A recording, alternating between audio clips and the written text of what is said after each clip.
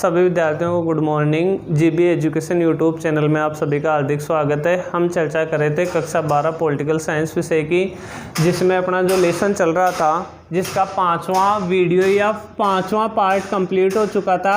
आज अपना जो 6 पार्ट है इस लेसन का वो शुरू करने जा रहे हैं। देखो ये क्वेश्चन, इस क्वेश्चन की जो चर्चा अपन ने लास्ट वीडियो में शुरू कर दी थी, और ये जो क्वेश्चन लिखा हुआ ना कि भारतीय संविधान में नीति निर्देशक तत्व कौन कौन से लिखे हुए हैं, इसमें जो पहला जो था ना वो आर्थिक सुरक्षा से संबंधित नीति निर्देशक तत्व कौन कौन से हैं, जिसमें अपन ने चर्चा की थी। एक तो अनुच्छेद 39 की, एक अपन ने चर्चा की थी अनुच्छेद 41 की, अनुच्छेद 42 की, अनुच्छेद 43 की और अनुच्छेद 48 की। ये तो पहले पॉइंट में चर्चा हो गई थी। अब उसी क्वेश्चन का सेकंड पॉइंट है सामाजिक सुरक्षा व शिक्षा से संबंधित नीति निर्देशक तत्व। अब देखना इसमें कौन कौन से नीति निर्देशक तत्व आते हैं। सबसे पहले है अनुच्छेद 44। अनुच्छेद 44 में लिखा हुआ है कि राज्य का यह कर्तव्य है कि वह देश के सभी नागरिकों के लिए एक समान नागरिक संहिता या एक समान सिविल संहिता लागू करे। एक बार देखना, उसके बाद में इसका अर्थ और समझाता हूँ। राज्य का कर्तव्य है कि वह देश के सभी नागरिकों के लिए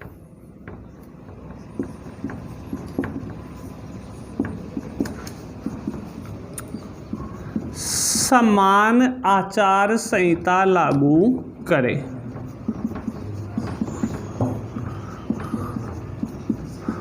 अब यहाँ आपकी इच्छा पे निर्भर है, चाहे तो आप समान नागरिक संहिता लिख दो, चाहे तो आप समान सिविल संहिता लिख दो, चाहे तो जैसा अपनी पुस्तक में लिखा हुआ है समान आचार संहिता लिख दो।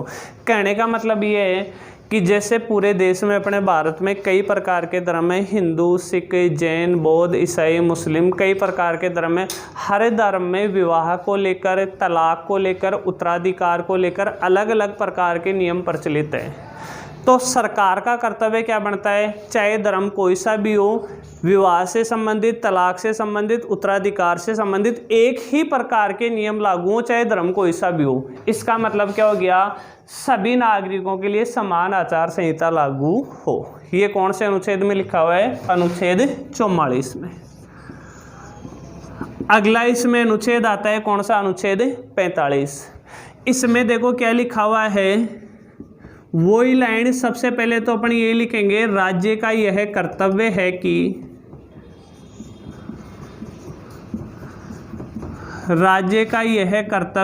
कि वह 6 वर्ष से कम आयु के बच्चों, कम आयु के बालकों या बच्चे लिख सकते हैं अपन, के बच्चों की देखभाल करे तथा उनकी शिक्षा की व्यवस्था करे।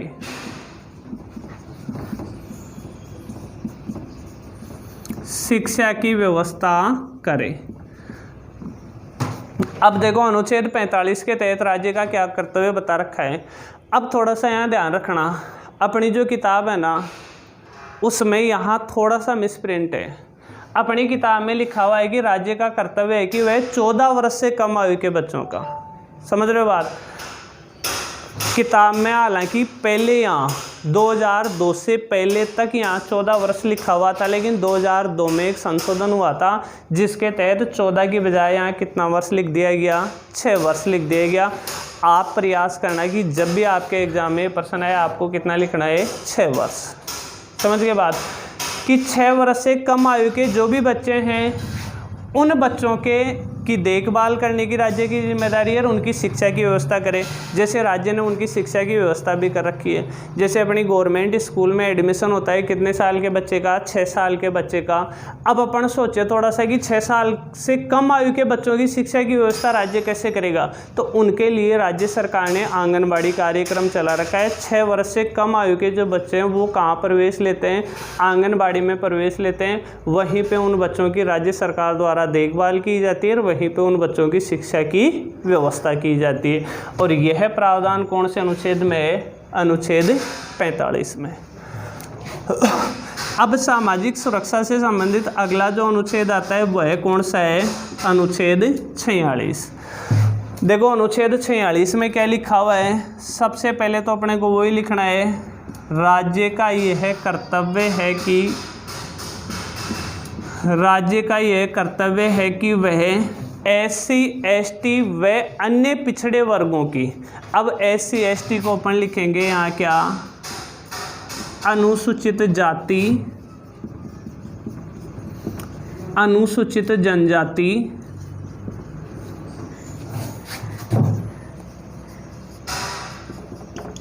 व अन्य पिछड़े वर्गों की अब यहाँ पर अगर आपके थोड़ा अनुसूचित जाति जनजाति लिखने में कोई दिक्कत आए तो यहाँ SC ST भी लिख सकते हो। इनका क्या करना है? राज्य का सामाजिक व शैक्षिक विकास करे तथा शोषण से उनकी सुरक्षा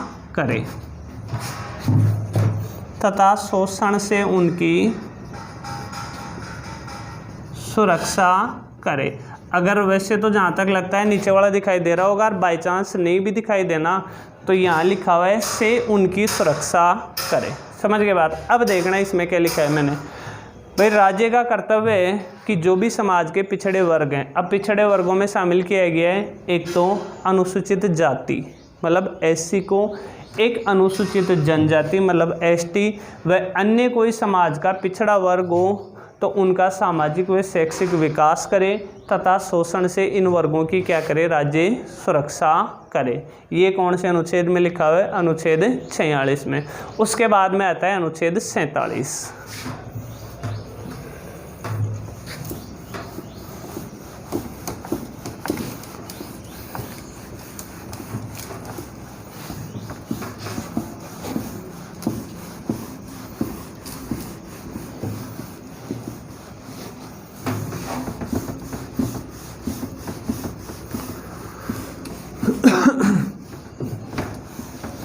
अब देखो अनुच्छेद 47 जो संबंधित है वो संबंधित है पोषाहार स्तर और जीवन स्तर। अभी मतलब समझा दूंगा आपको कि पोषाहार स्तर और जीवन स्तर का मतलब क्या होता है। सबसे पहले तो वही बात, राज्य का यह कर्तव्य है कि वह लोगों के पोषाहार स्तर व जीवन स्तर को ऊंचा उठाने का प्रयास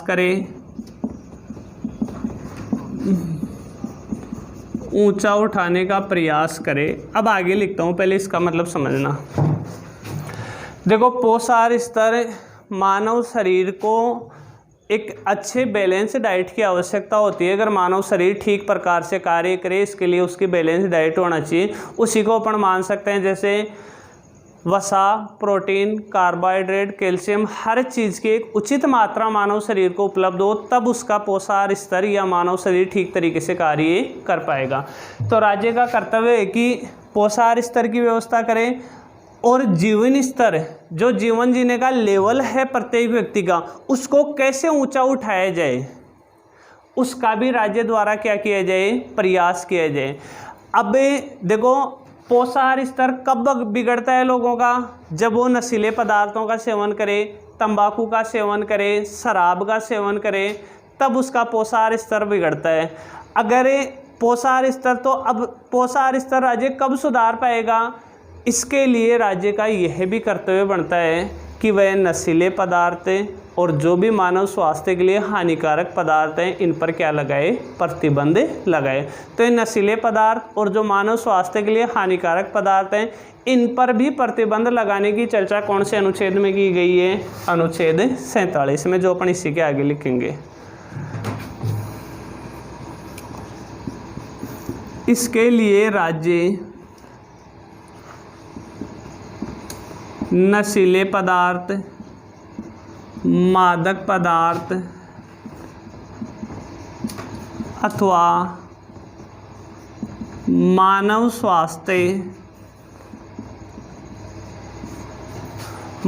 स्वास्थ्य के लिए हानिकारक पदार्थों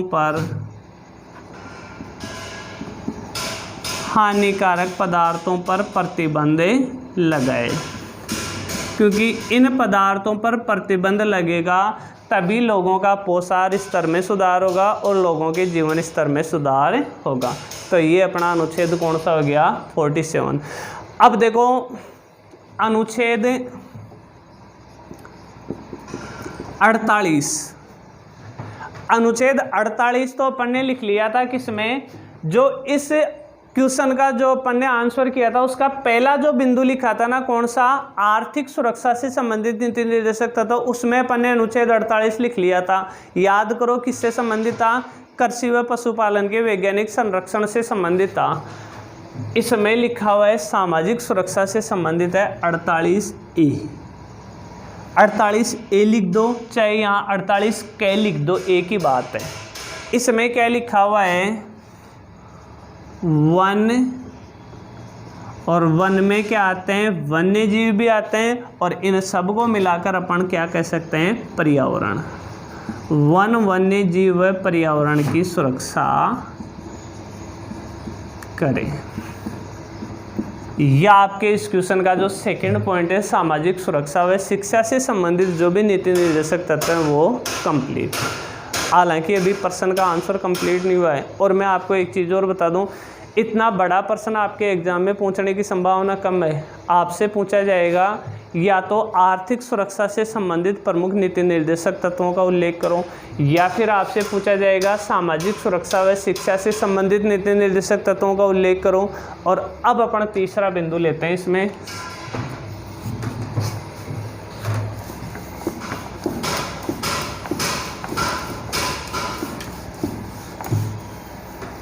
यहाँ डाल देता हूँ पॉइंट नंबर। अब कौन सा चलेगा? तीसरा। ध्यान रखना क्वेश्चन वही चल रहा है।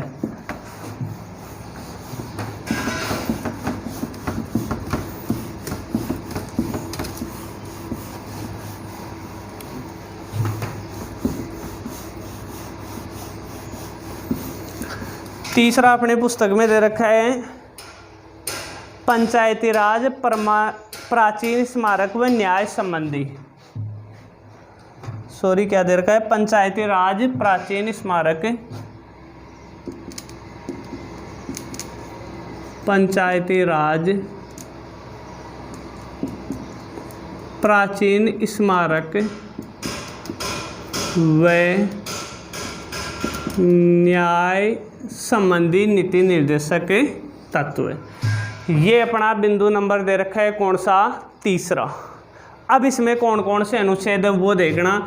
इसमें सबसे पहले अनुच्छेद दे रखा है कौन सा? 40, जो किससे संबंधित है? पंचायती राज से। अनुच्छेद 40 में लिखा हुआ है कि राज्य ग्राम पंचायतों का गठन करेगा तथा उन्हें आवश्यक शक्तियां सौंपेगा। राज्य ग्राम पंचायतों का गठन करेगा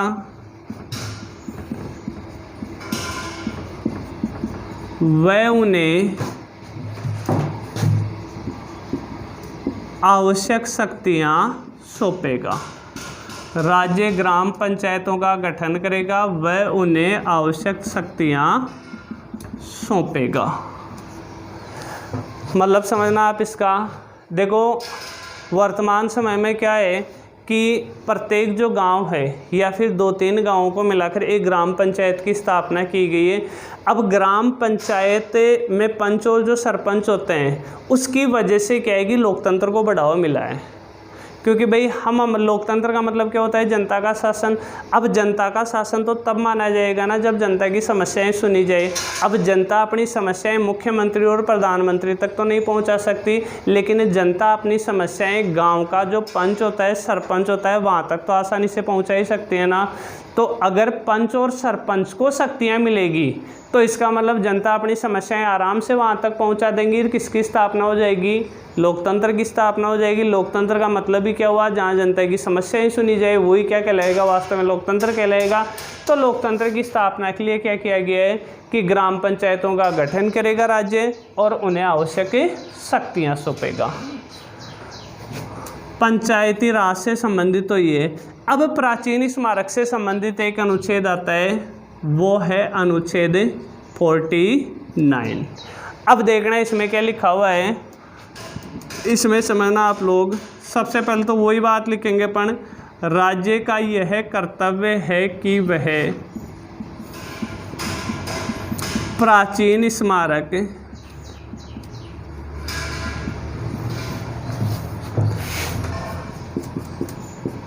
ऐतिहासिक व कलात्मक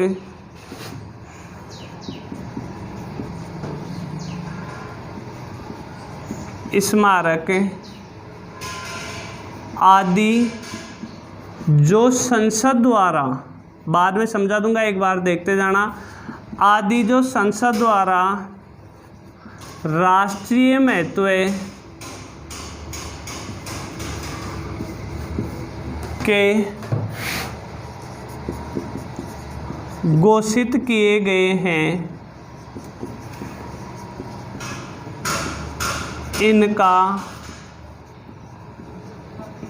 संरक्षण करेगा तथा इनकी सुरक्षा करेगा। एक ही बात है, संरक्षण लिख दो चाहे सुरक्षा लिख दो, लेकिन आसान वर्ड इनकी सुरक्षा ठीक रहेगा अपने लिए।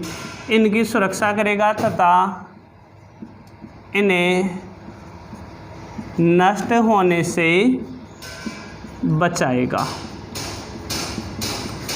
अब समझना इसका मतलब, भाई राज्य का क्या कर्तव्य है, जो भी प्राचीन स्मारक हैं, जैसे अपन अशोक के काल के स्तंभ आज भी मौजूद हैं, प्राचीन राजा महाराजाओं द्वारा बनाए गए दुर्ग किले आज भी अपने लिए सुरक्षित हैं। तो प्राचीन स्मारक हुआ, और ऐतिहासिक व कलात्मक स्मारक हुए, इतिहास में राजा महाराजाओं द्वारा बनाए गए दुर्ग आदि जो संसद द्वारा क्या घोषित किए गए हैं, राष्ट्रीय महत्व। क्योंकि भाई अब जो प्राचीन जो किले हैं, दुर्ग हैं, वो तो राष्ट्रीय महत्व के अपने लिए, पूरे राष्ट्र के लिए महत्वपूर्ण है, वो तो राष्ट्रीय महत्व के घोषित किए गए। इनकी सुरक्षा करेगा एक तो राज्य, और इन्हें नष्ट होने से बचाएगा। ये किसका कर्तव्य है, राज्य का कर्तव्य है। और तीसरा इससे संबंधित जो है वो है किससे संबंधित, न्यायपालिका से संबंधित। ध्यान रखना, तीसरे पॉइंट में 3 ही अनुच्छेद लिखेंगे। 40 तो पंचायती राज से संबंधित, 49 प्राचीन स्मारकों से संबंधित, और लास्ट जो अनुच्छेद 50 करेंगे अपन, वो न्यायपालिका से संबंधित आएगा। समझ गए बात। तीसरा पॉइंट 3 अनुच्छेद, तीसरे पॉइंट में 3 ही क्या होंगे, अपने बिंदु होंगे।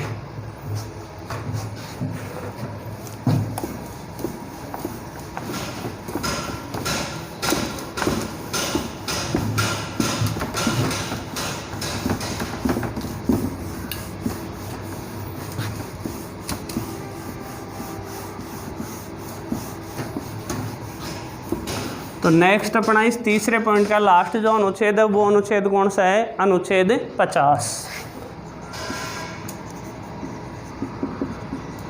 अनुच्छेद 50 में है न्यायपालिका का, सुनते जाना, बाद में समझा दूंगा, न्यायपालिका का कार्यपालिका से पृथक्करण किया जाए।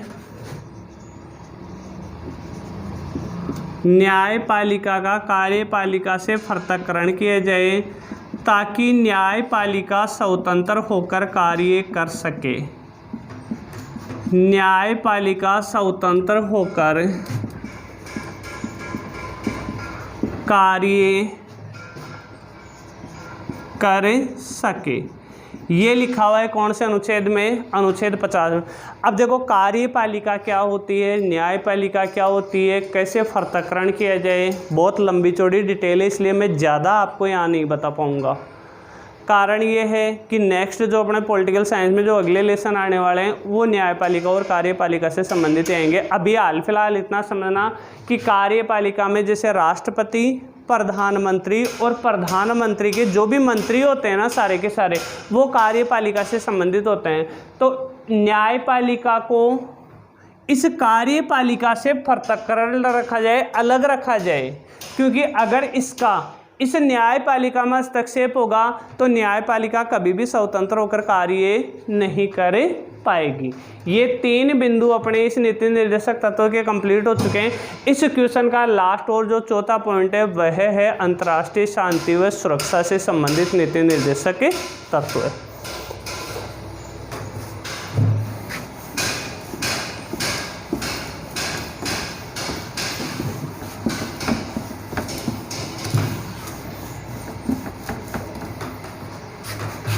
लास्ट पॉइंट है अभी ये चौथा पॉइंट।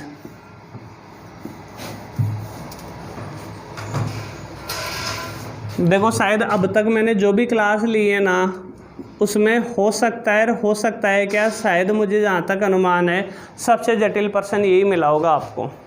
लेकिन फिर भी आप प्रयास करना कि इसको ज़्यादा से ज़्यादा याद करने की, क्योंकि मैंने आपको पहले ही बताया था बेटा, वो 12th पास कर लोगे। 12th पास करने के बाद भी अगर आप गवर्नमेंट जॉब चाहते हो तब तो आपको ये सारी चीज़ें फिर से पढ़नी पड़ेंगी, क्योंकि पॉलिटिकल साइंस, हिस्ट्री, ज्योग्राफी, आपके आर्ट में जो 3 सब्जेक्ट है, जो मेजर सब्जेक्ट आते हैं, इकोनॉमिक्स भी ले सकते हो आप, चौथा सब्जेक्ट है। इसमें जो भी अपन पढ़ते हैं ना आगे जाके हमें हर कंपटीशन में महत्वपूर्ण रहते हैं। तो क्यों ना अपने को बाद में मूड जगड़ी पर करनी पड़ेगी, याद करना पड़ेगा, इसकी बजाय अभी याद कर लेंगे तो कम से कम 12th कक्षा में तो अपने अच्छे अंक आ जाएंगे। याद तो बाद में भी करने पड़ेंगे। कोशिश करना हर एक अनुच्छेद अपने को 12th क्लास में याद हो जाए। समझ गए बात? तो चौथा है अंतर्राष्ट्रीय शांति व सुरक्षा से संबंधित नीति निर्देशक तत्व है। इस क्वेश्चन का लास्ट ये चौथा पॉइंट है और ये दे रखा है अनुच्छेद 51 में। अनुच्छेद 51 के तहत राज्य का यह कर्तव्य है कि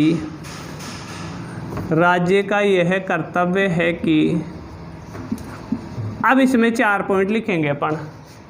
पहला तो वही लिखेंगे अंतर्राष्ट्रीय शांति व सुरक्षा को बढ़ावा दे। ये रे की मात्रा यहाँ लगा देते हैं। अंतर्राष्ट्रीय शांति व सुरक्षा को बढ़ावा दे।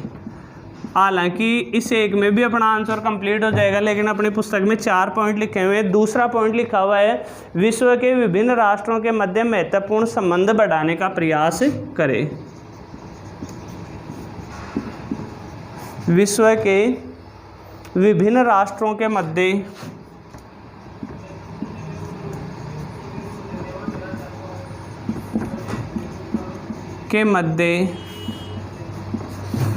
समझा दूंगा, एक बार लिखते जाओ।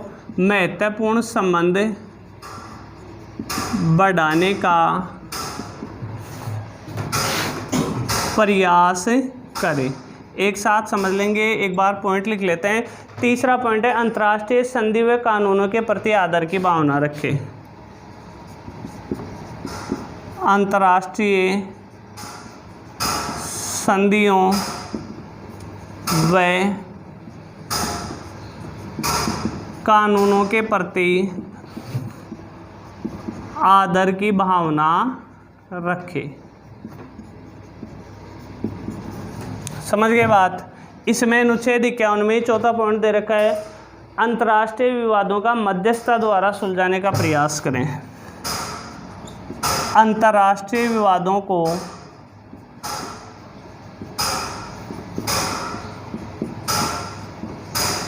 मध्यस्थता द्वारा सुलझाने का प्रयास करें। ये 4 पॉइंट अपनी किताब में लिखे हुए अनुच्छेद 51 में। अब समझना इनका मतलब। अनुच्छेद 51 किससे संबंधित है? अंतर्राष्ट्रीय शांति सुरक्षा से संबंधित। अंतर्राष्ट्रीय कहते हैं विश्व के सभी राष्ट्र जो होते हैं ना, सभी राष्ट्रों को कह सकते हैं अपन अंतर्राष्ट्रीय मामला है, सभी राष्ट्रों का मामला है, केवल भारत का मामला नहीं है, सभी राष्ट्रों का मामला है। तो अंतर्राष्ट्रीय शांति व सुरक्षा को बढ़ावा दे, अंतर्राष्ट्रीय स्तर पर शांति बनी रहे, एक देश दूसरे देश से क्या रहे, सुरक्षित रहे, इसका प्रयास भारत को करना है। क्योंकि भारत तो अपने आप में एक राजा देश है ना, विश्व शांति का समर्थक देश है, तो भारत को तो ये प्रयास करना ही पड़ेगा ना। और छोटे मोटे पाकिस्तान वगैरह ये तो बेचारे क्या करेंगे ऐसा प्रयास। दूसरा, विश्व के विभिन्न राष्ट्रों के, विश्व में जो भी राष्ट्र या देश हैं उनके मध्य महत्वपूर्ण संबंध बढ़ाने का प्रयास करे। तो भारत तो एक ऐसा देश है ना कि ये नहीं कि दूसरों को लड़ाई झगड़ा करवाए, उनके मध्य महत्वपूर्ण और अच्छे संबंध बनाए रहें, इसका प्रयास करें। अंतर्राष्ट्रीय जो भी संधि हैं, अंतर्राष्ट्रीय संधियों का मतलब विभिन्न राष्ट्रों के मध्य जो भी आपस में संधि या कानून हुए, कानून बने, उनके प्रति आदर की भावना रखें। अपन तो अंतर्राष्ट्रीय कानूनों का दुरुपयोग करते ही नहीं। भारत तो एक ऐसा शांतिपूर्ण देश है, अंतर्राष्ट्रीय जो कानून बन गया, अंतर्राष्ट्रीय जो संधि होगी उसका पालन करना है अपने को तो, और उसका आदर करना है, उसके खिलाफ नहीं जाना अपने को। चौथा है अंतर्राष्ट्रीय विवादों। अंतर्राष्ट्रीय विवाद मतलब दो देशों के बीच कोई विवाद हो गया, जैसे पाकिस्तान चाइना, हालांकि खैर वो तो दोनों निकम्मे देश हैं तो उनके बीच तो विवाद नहीं होता, क्योंकि वो तो दोनों ये चाहते हैं कि भारत कैसे भी करके नीचे स्तर पे आए, लेकिन भारत ऐसा देश नहीं है जो निम्न स्तर पे आएगा। तो अपन जैसे मान लेते हैं चीन और अमेरिका के बीच कोई विवाद हो गया, तो अंतर्राष्ट्रीय विवाद हो गया, तो उसमें मध्यस्थता द्वारा सुलझाने का प्रयास करें। ये नहीं कि दोनों के बीच लड़ाई हो, भारत को प्रयास करना चाहिए कि बीच में मध्यस्थता करके उनके विवाद का निपटारा करें शांतिपूर्ण तरीके से। यह आपका जो क्वेश्चन चल रहा था लास्ट वीडियो से चला हुआ प्रश्न कंप्लीट। अब सुनना आगे वाली बात।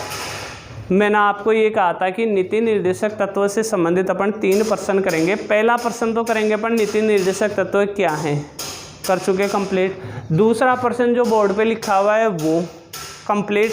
तीसरा और लास्ट प्रश्न नीति निर्देशक तत्वों से संबंधित अपन करेंगे, नीति निर्देशक तत्वों का महत्व है।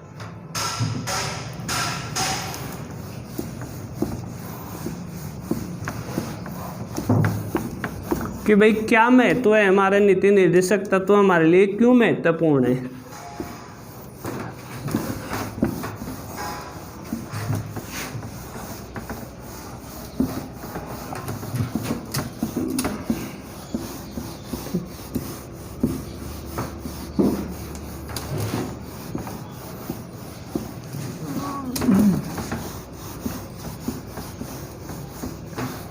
तो लास्ट क्वेश्चन है नीति निर्देशक तत्वों का महत्व है।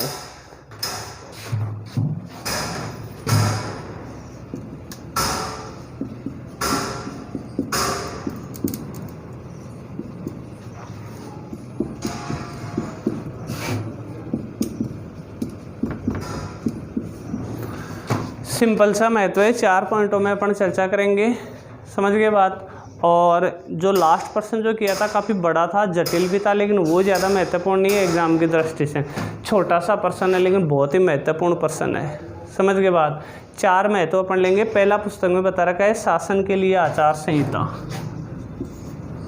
इसका आंसर अपन लिखें तो पहला पॉइंट क्या है, शासन के लिए आचार संहिता। इसमें देखना, थोड़ा सा बोर्ड पे लिख देता हूँ, उसके बाद समझाता हूँ आपको। हालांकि नीति निर्देशक तत्व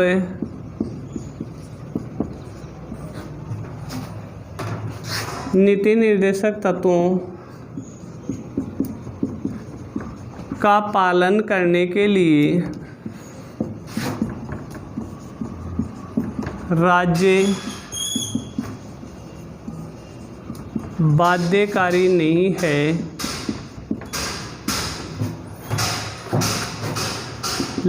लेकिन फिर भी भारत में लोकतंत्र होने के कारण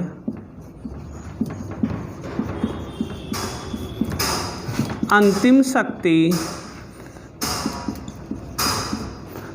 समझा दूंगा मतलब देखते जाना एक बार, अंतिम शक्ति जनता के पास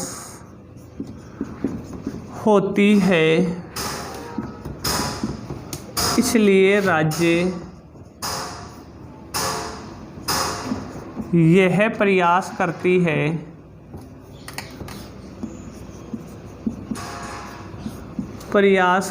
है कि वह इन तत्वों का मतलब नीति निर्देशक तत्वों का पालन करे ताकि जनता नाराज ना हो। सिंपल भाषा में लिखा है। अब इसका मतलब समझना, देखो शासन के लिए आचार संहिता मतलब एक तरह से नैतिकता वाले काम करते हैं नीति निर्देशक। ये अपन ने पहले पढ़ा था कि नीति निर्देशक तत्व जो होते हैं ना, उसमें बहुत अच्छी अच्छी बातें लिखी हुई है कि राज्य को वो करना चाहिए, राज्य का कर्तव्य है कि वो ये करे और वो करे और वह करे, बहुत अच्छी अच्छी बातें लिखी हुई हैं। लेकिन नीति निर्देशक तत्व राज्य के लिए बाध्यकारी नहीं है। राज्य चाहे तो इनका पालन करे, चाहे पालन नहीं करे। लेकिन फिर भी भारत में तो लोकतंत्र है ना, और लोकतंत्र मतलब अंतिम शक्ति किसके पास है? जनता के पास है। अगर राज्य इन नीति निर्देशक तत्वों का पालन नहीं करेगा तो अगले चुनाव में जनता क्या उस सरकार को या उस राज्य सरकार को वोट देगी? क्या बिल्कुल नहीं देगी, उस सरकार को पलट देगी। इसलिए सरकार दबाव में तो रहती है ना कम से कम, इसलिए दबाव में आकर सरकार ये चाहती है कि अगले चुनाव में वो वापस जीते, इसके लिए वो नीति निर्देशक तत्वों का पालन करती है। और यही अपने लिए क्या है कि नीति निर्देशक तत्वों का महत्व हो गया।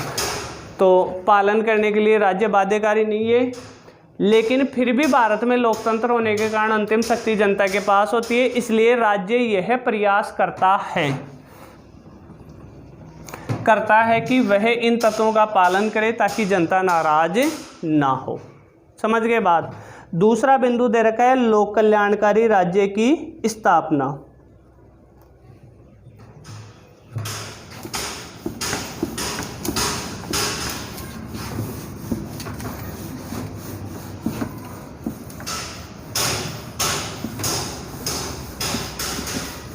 चार महत्व देखेंगे अपन, और ये आपको मैं बता दूं ज़्यादा से ज़्यादा आपको 4 महत्व पूछे जाएंगे। 5वां महत्व 1% भी आपसे एग्जाम में नहीं पूछा जाएगा। तो दूसरा महत्व क्या है? लोक कल्याणकारी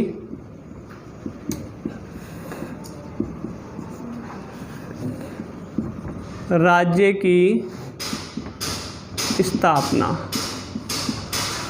तो इसमें समझना, पहले मैं बोर्ड पे लिख देता हूँ। डॉक्टर भीमराव अंबेडकर ने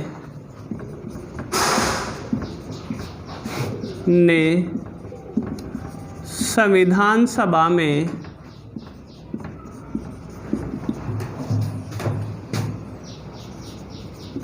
कहा था कि संविधान का उद्देश्य केवल राजनीतिक लोकतंत्र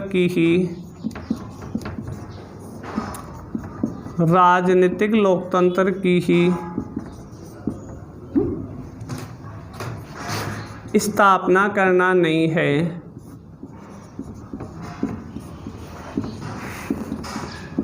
बल्कि सामाजिक व आर्थिक लोकतंत्र की भी स्थापना करना है तथा नीति निर्देशक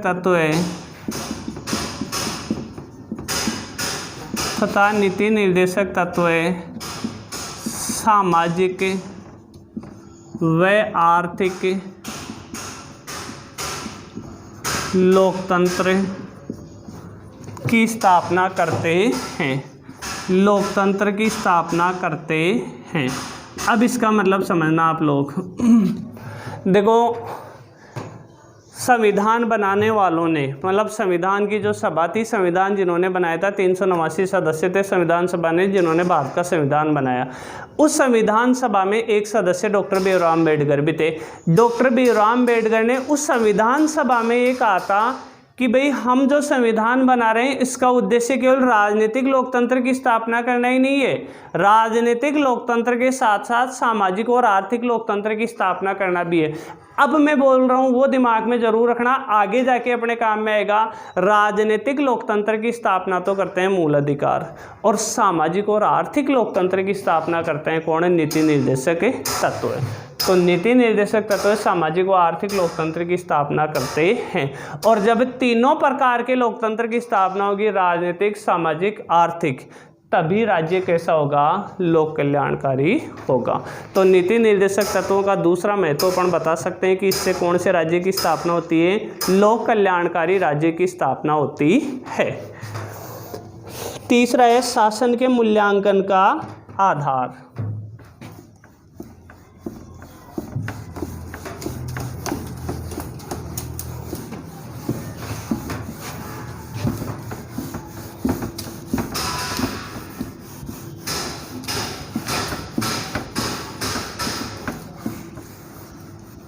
तीसरा जो नीति निर्देशक तत्वों का महत्व अपन लिख सकते हैं वो अपनी पुस्तक में दे रखा है क्या,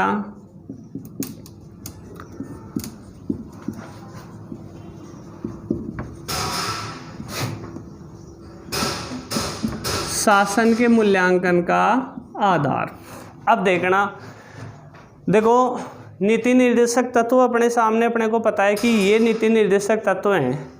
अब हम शासन का मतलब सरकार का, शासन का मतलब क्या हो गया, सरकार हो गया।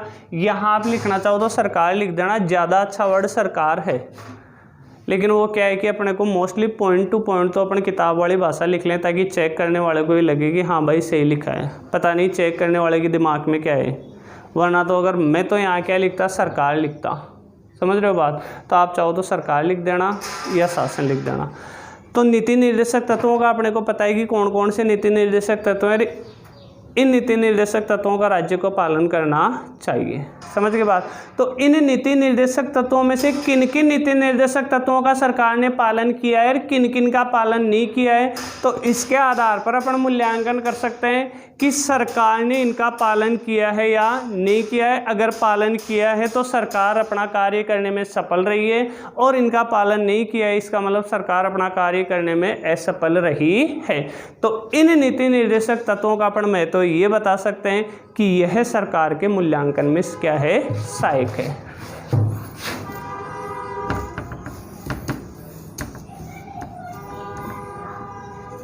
हम यह देख सकते हैं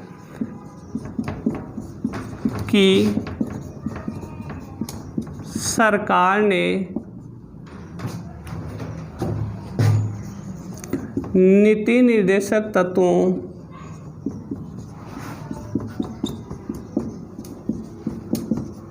का पालन किया है या नहीं किया। यदि पालन किया है तो वह एक सफल सरकार है, तो वह एक सफल सरकार है। तथा पालन नहीं किया है, पालन नहीं किया है तो वह एक असफल सरकार है। तो वह एक कैसी सरकार है, असफल सरकार है। तो इस आधार पर अपन सरकार का या शासन का क्या कर सकते हैं, मूल्यांकन कर सकते हैं। लास्ट पॉइंट है संविधान के क्रियान्वयन में सहायक।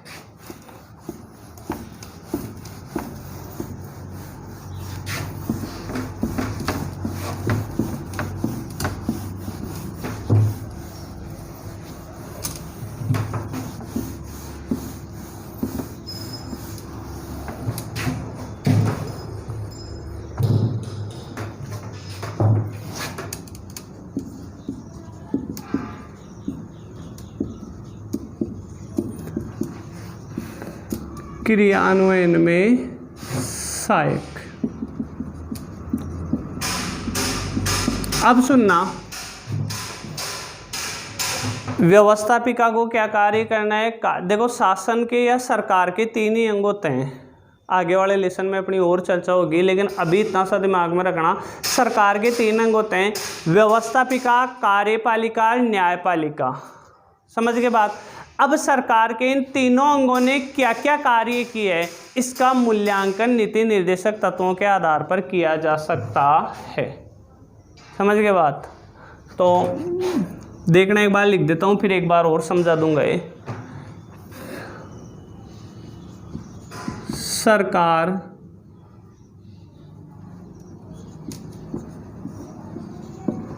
के 3 अंग हैं। व्यवस्थापिका, कार्यपालिका और न्यायपालिका।